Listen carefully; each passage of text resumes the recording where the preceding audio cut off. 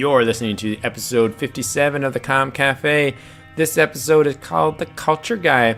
Yes, my friend Christian Hoefler stopped by the Comm Cafe, and he shares a number of stories with us. So we cover topics like rebranding, the importance of having passion in your business, a big word around obligation, as well as what is culture mastery, his business, and how he, as a consultant working in the US, consults with multinationals, not just German companies, but how to do business in the US and other countries as well.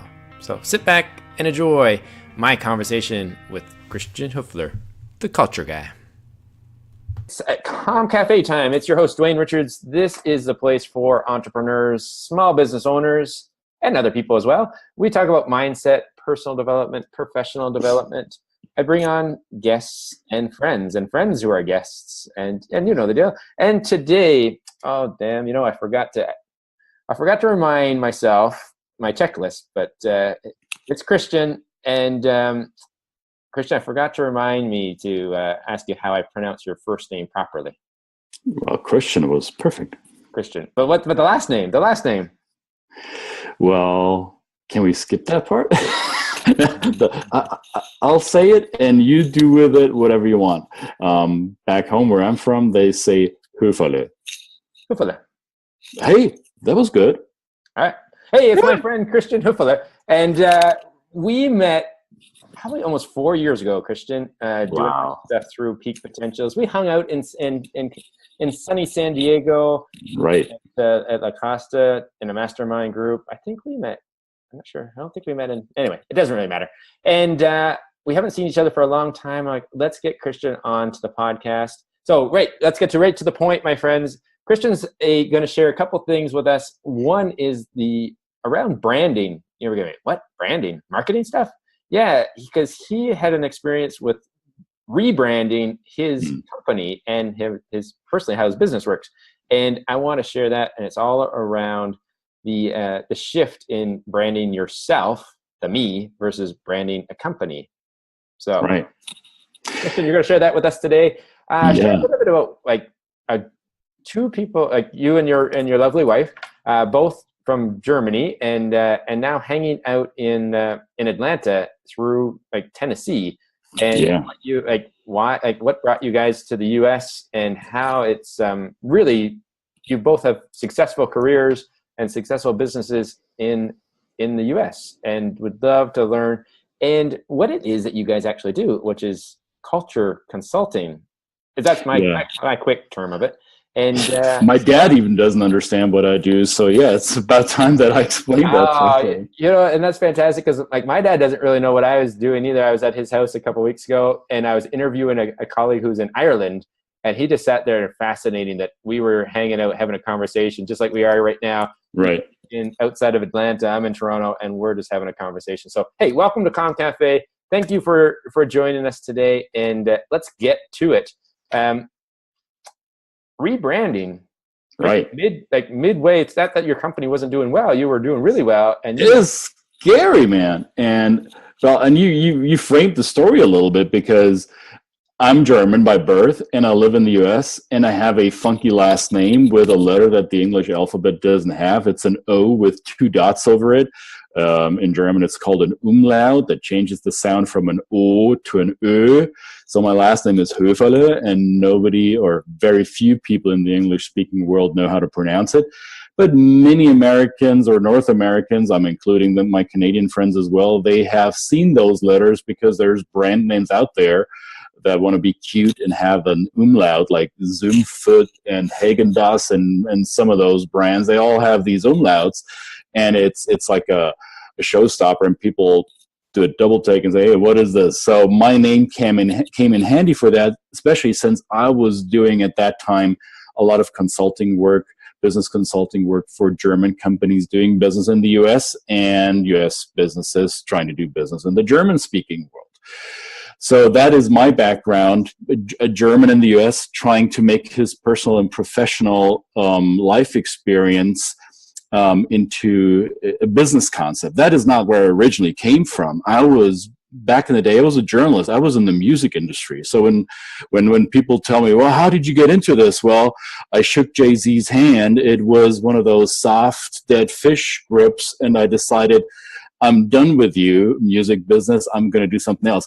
Actually, I made up that story, not about the Jay-Z handshake, which is true, but about the consequence of it.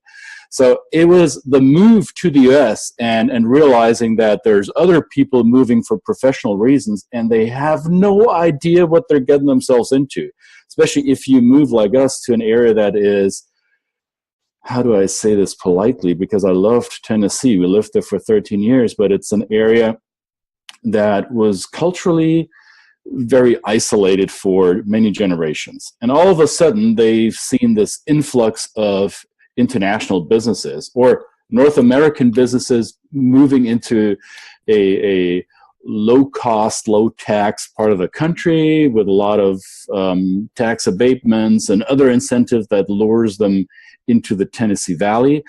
And there was Volkswagen building a car plant, and there's Wacker Chemie building a polysilicon plant, and together they invested some $5 billion in my neck of the woods, basically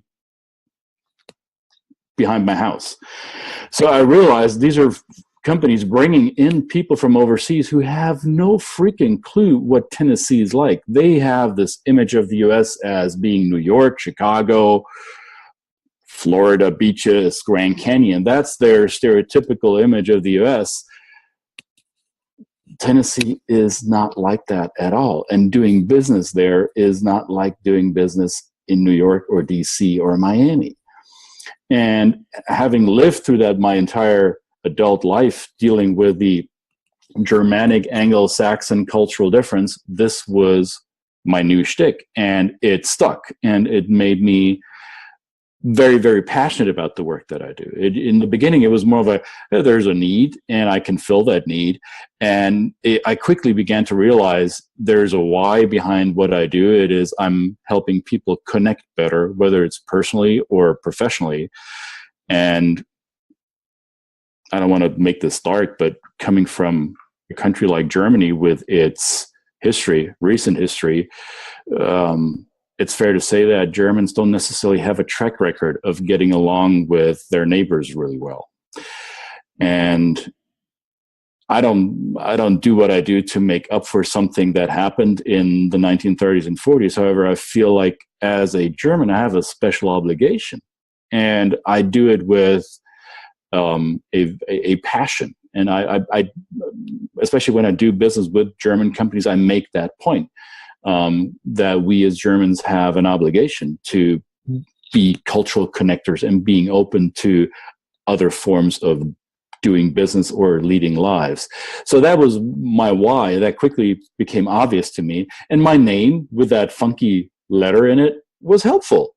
I was like, yeah, it was Höferle Consulting. Oh, there's that guy, that German guy that lives in Tennessee with that weird name nobody can pronounce. Yeah, I'll call him. And that worked for a while.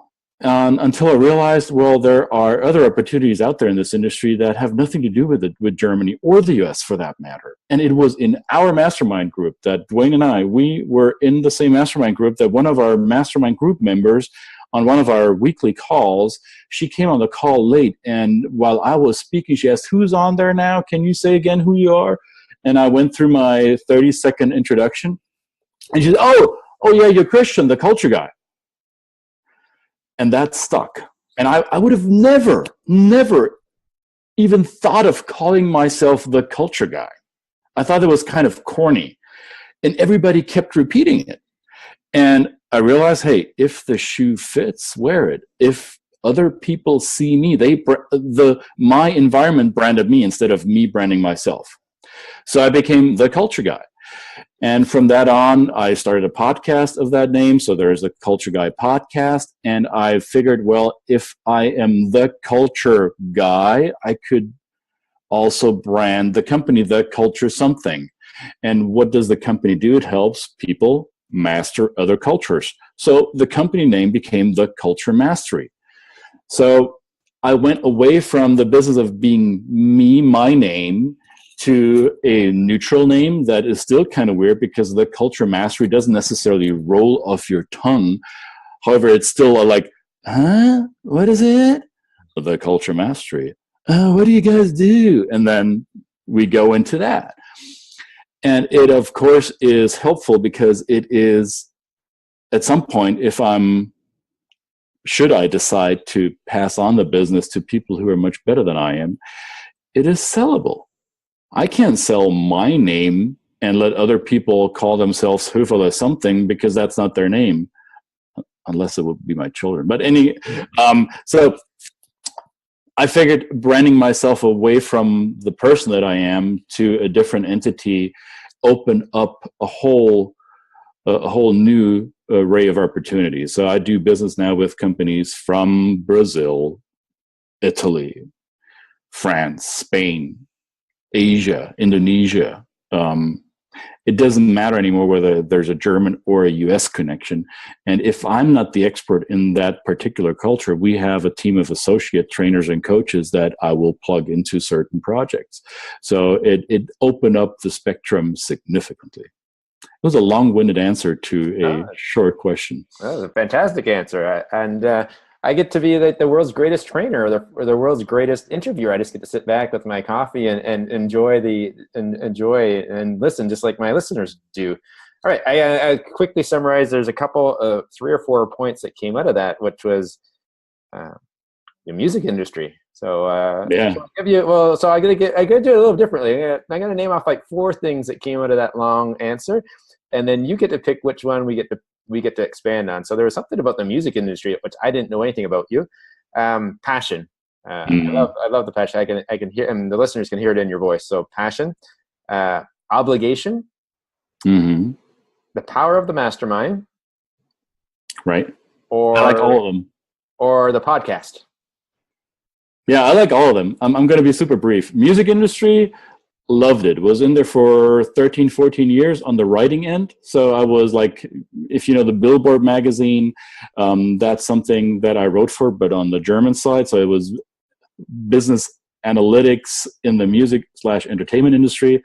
So I get to meet a lot of the people that we only know typically from red carpet events or all these glam shots. So I did get to meet Jay-Z. I did get to meet Peter Gabriel. I did get to meet Missy Elliott and all sorts of people. And it is interesting in the beginning because I was a bit starstruck. And then I realized, well, these are just people like you and I. They all have noses and assholes. And some of them are truly assholes, forgive my French.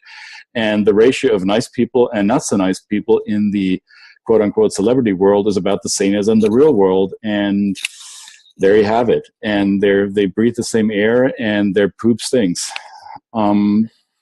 So that was good while it lasted.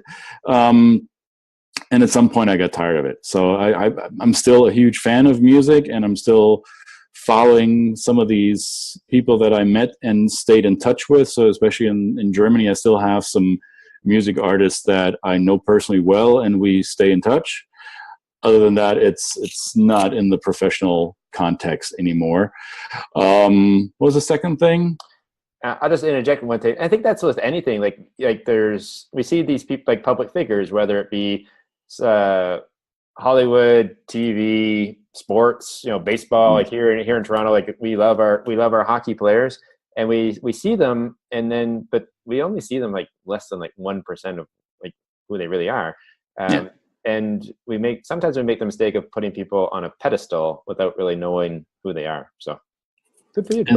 And some of them are truly, genuinely nice people, despite their fame and everything they could feel entitled to. They are still like you and I. And those people those relationships I was able to build then left a mental mark, and I look back fondly on those memories. For sure. Fantastic. Thanks for sharing. Passion, the importance. Also, let me I'll reframe this one for you. So the importance of being passionate about what you do, because I can hear it like that you are truly passionate about culture and coaching and training around culture. So let's do it this way. the importance, like on a scale of 1 to like 10, I know the answer, the importance of being passionate about, especially when you're the business owner, you're the entrepreneur, you're the sole proprietor. Technically, it's not the sole proprietor, but you're the business owner. Right. Importance of passion. Well, if you don't have the passion to do what you do, what's the point? That would be my short answer. Of course, you can do a job without being passionate about it in order to pay your bills, and there's no shame in that. I just wish for everyone that they can find their passion. And like, I think it was Steve Jobs who said, if you do what you're passionate about, you don't work a day in your life. And I'm not there. I'm not at a point where I say, I don't go to work because I'm doing what I'm passionate about. Sure, there are days that suck because there's taxes to be done or bookkeeping to be done, stuff that I'm not super excited about, but that needs to get done, or writing copy for a program that a client requested a certain way. Sure, that's not necessarily fun. It's all part of the bigger context of helping people connect in light of their cultural and behavioral differences. And whenever I take that step back and have that big picture approach, that, yeah, this is actually what this, even though this task may be tedious, and this is the purpose for what I do this, it reminds me, oh yeah, that's important. That's the good work. So it helps me fire myself up. And if I'm not fired up, how can I fire up the people that I want to work with me? Because I'll be sitting in my office all by myself and nobody's gone anywhere by doing their work by themselves. So I have a roster of associates that I work with, usually other fellow coaches and trainers, and they're scattered around the globe, Canada, even here in the US, some folks in Mexico, in Germany, in Japan, in China, Australia. So I've got a few folks around the globe wherever I need them at a given moment. Oh, if I got Oman, I've got a guy in Oman. He's great. And if they don't feel the same passion, or if I cannot connect with them on that passion level, then I'm not going to work with them because there is no point in it. So, and I would even tie that into the obligation that you already extrapolated from my rant earlier. And I want to give your audience a little bit of more context because not everybody may be aware of this. So I'm a child of a certain generation. I was born in 1970, which means I was 35 years after the end of World War II. And it was in a time when Germany, at least at that point, West Germany, had accepted its position in the world, which means, or at that point meant, a position of atonement and feeling genuinely sorry about the crimes of the parents and the grandparents. So Nazi Germany systematically eradicated some 6 million people of Jewish faith and millions of other people with disabilities or that didn't fit into their ideology, aside from the people who got killed in World War II combat. So millions upon millions of people died at the hands of Nazi criminals, and some of these criminals were part of your family. And the Germany that I grew up in came to terms with the fact that, hey, my grandfather was part of that system. And there's a guilt that is being passed on through generations. And I don't see it as a guilt any longer. And it was in part because I moved away from Germany. And I had interactions, I've had interactions, many of them with people of Jewish faith. One of my dear friends now, somebody that you know well as well, Mr. Joel Roberts, who himself is the offspring of Auschwitz survivors. He and I had lots of conversations around this topic, and he said, you cannot feel guilt for something that you did not do, and you're looking for forgiveness from me, who is not a victim. So it doesn't work like that. Instead, why don't you view it as something that Germany has done well? You've acknowledged the pain of the victims and their children and grandchildren and great-grandchildren. So you acknowledge the pain, and you respect it, and you see yourself obliged to tell the world to not go down that dark path. There's only very few cultures in the world that have the authority to do so. Germans would be one of them, maybe the Cambodians with their Khmer Rouge experience, or maybe even Stalin, Russia may have the authority. There's a few genocidal experiences around the world in recent memory where cultures can now say, hey, we know what this leads to, both on the victims and on the children of the perpetrator's side, because we feel the pain now as well. And I was in Germany this past summer. We're recording this in 2017. So I was in Germany for 2 weeks of training with a German company in a small town north of Stuttgart, between Stuttgart and Frankfurt. And I didn't know that this town also had a concentration camp site.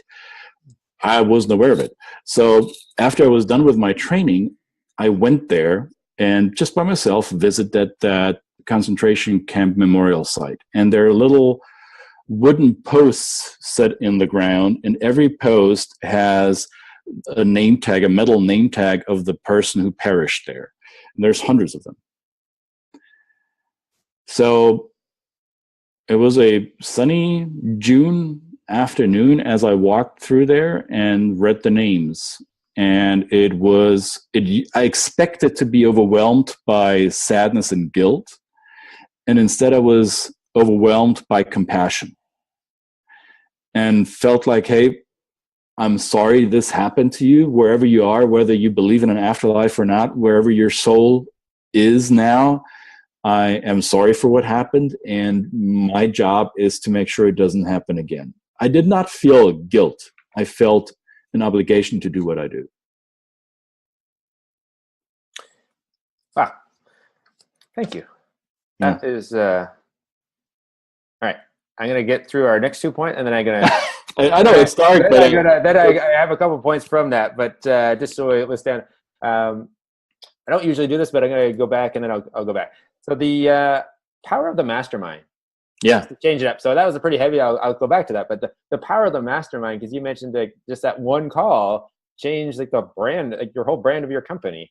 Exactly. And you got that technically as like for free as being part, like there's a price to be in the mastermind, but that was just like a peer. That wasn't that wasn't the coach, that wasn't the mediator, that was just a peer on the mastermind. Exactly. Who gave you it. So maybe just share, we'll give this as a quick tip for people if they don't know what a mastermind is or the importance of a mastermind, maybe just that one thing about what Napoleon says about the mastermind.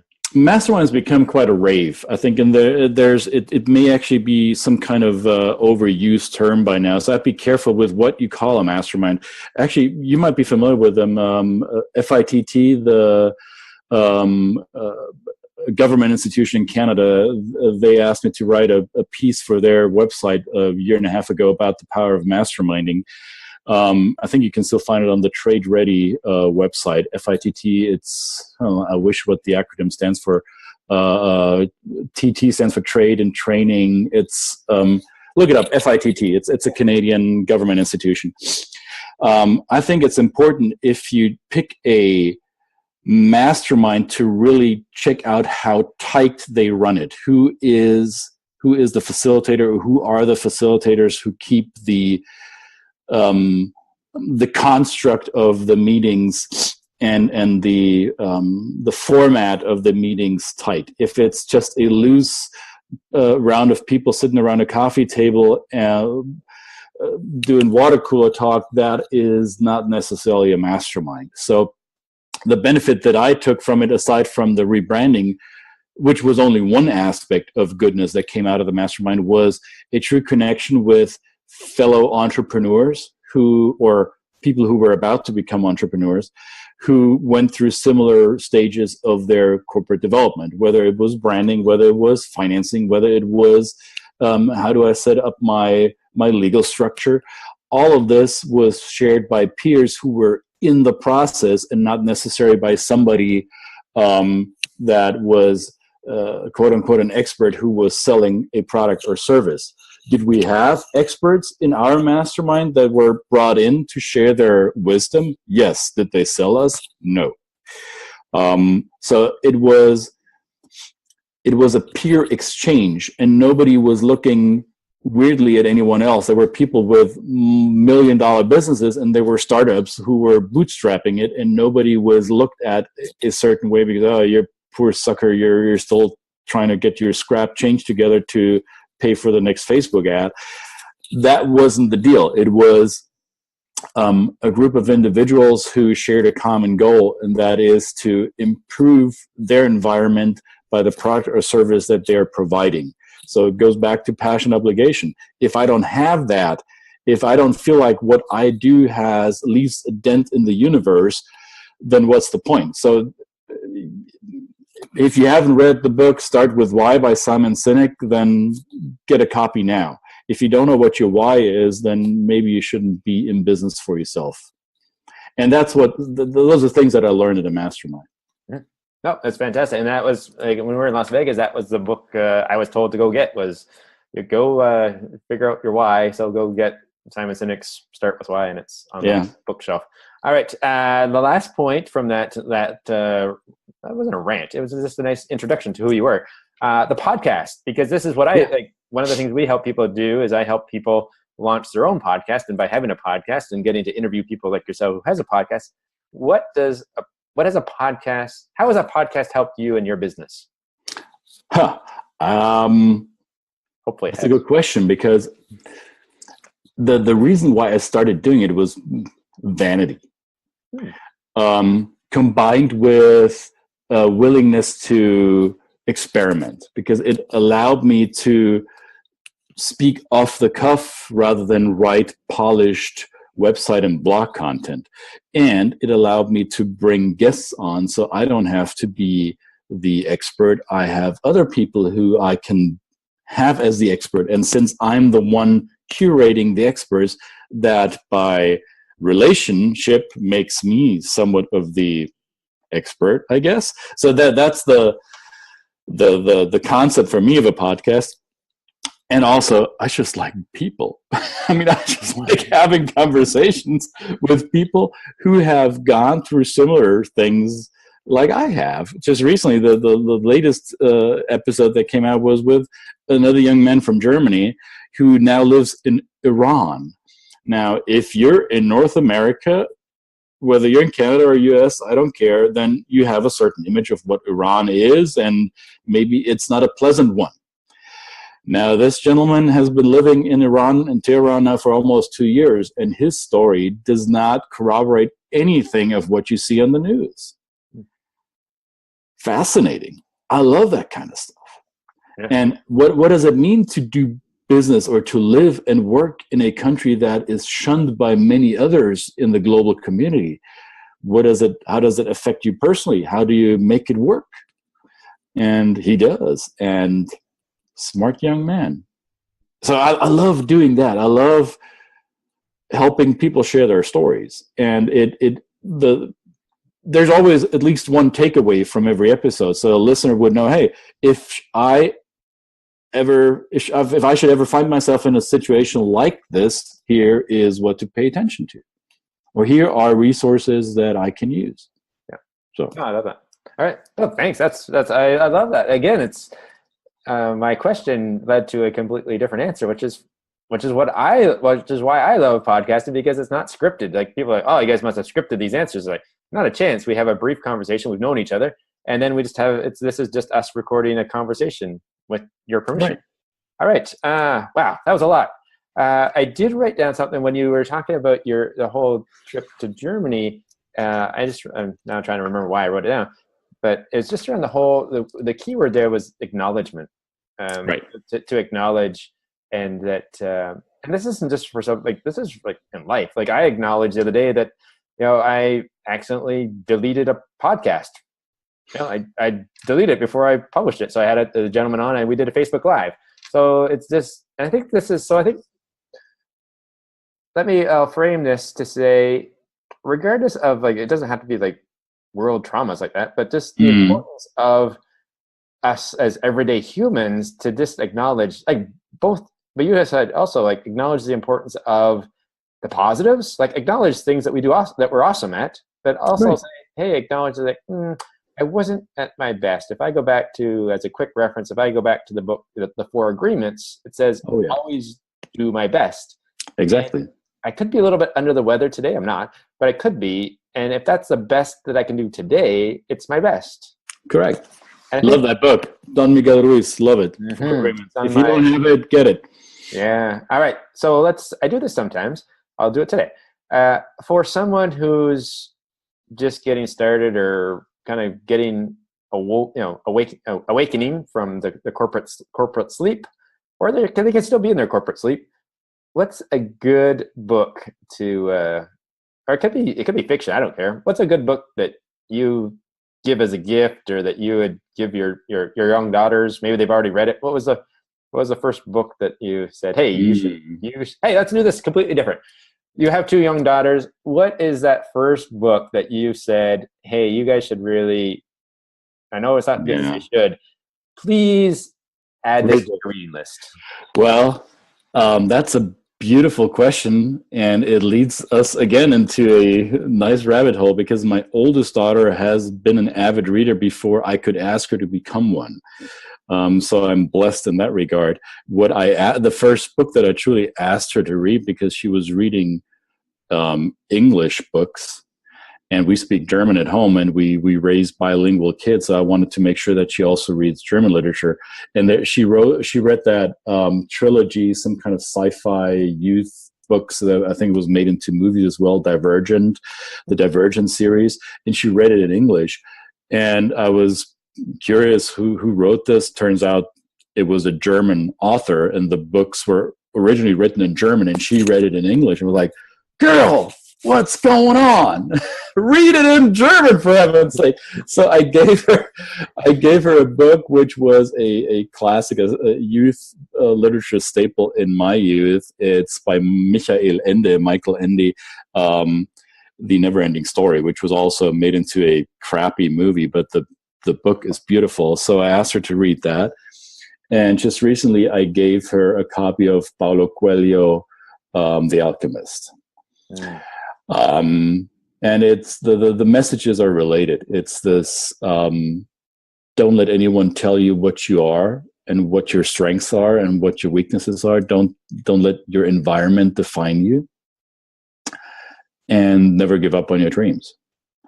So both of these books drive home that message. And granted, Paulo Coelho's book is a little shorter and quicker to read than The Never-Ending Story, because the title actually tells you it's a long book.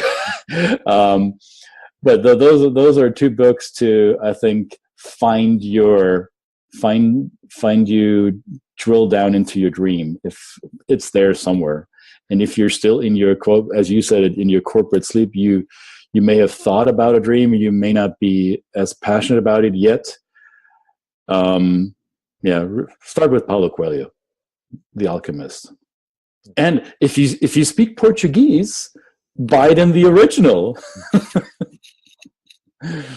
All right, that's fantastic. And I love I love the answer to your question, because it doesn't have to be. But these are books that we could share with our children. Like my sons are 13 and 11, so they are books that they could read. But it's also, you could be 45 or 60 and also read those books. There's no exactly love of literature and reading is that there's no age limit. Like it's not like you can't read like Harry Potter when you're 80. You can read Harry Potter whenever you want. Right. You just have to be able to read or get the book in the language. Like, again, it's amazing is that the big books have been translated to multiple languages. So it's language and that is not the barrier. And that's kind of fitting today with my guest, is that culture and language should not be specifically culture. Culture should not be the barrier to doing business wherever in the world you want to be. And if you want to do business in a different culture, then my friend Christian is the man that you need to know to do it. I would love to help you do that, whoever you are and wherever you're going. So is it okay if I send them to the website, or you want to do that? No, let's do that now. I'll do it at the beginning, but hey, do that now, because we didn't actually see that. And for sure, we've given them tons of content. And, go go to my website. It's The Culture Mastery. It's one word, and it's actually with the in the beginning because that's the company name, The Culture Mastery. And on top there in the navigation bar, you'll see blog and you'll see podcast. So that's where you find the Culture Guy podcast. Of course, you can also find it on iTunes and Stitcher if you look for it. But why stray away if you can go to the website? Also, you get something for free. So if you go to the website there on the bottom of the homepage, there's a opt-in, a sign-in, and you get a free cheat sheet to crack the cultural code of 10 different countries. So it's a nice thing to get. And it's something to get your feet wet. And I'm not gonna spam you. You're gonna get solid content from me and no sales pitch. This is just to help you succeed across cultures. TheCultureMastery.com. Wonderful. Thank you so much for your time today, Christian. And thank you for the listeners for stopping by the Comm Cafe. And remember, if you like this episode, you can also go to iTunes, or you can go to communicationsforresults.ca, since I am in Canada, and you can listen to this episode and other episodes. And I'd love to have you back on. I'm sure there's some more stuff we could talk about all day long, but we'll cut it off here. And thank you for your time today on the Comm. Thank you, Dwayne. It was an honor and a pleasure. Thank you for listening to episode 27. Now, you may be asking yourself, how can I be a guest on the Comm Cafe? Well, here's the way. All you have to do is hop over to communicationsforresults.ca or simply send me an email. It's Dwayne Richards. And the email address is info, I-N-F-O, at DwayneRichards.com. It's DwayneRichards.com. And to say, hey, I'd like to be a guest on the Comm Cafe. Always looking for fascinating, interesting entrepreneurs looking to get a little bit more exposure for them and their business here on the Comm Cafe.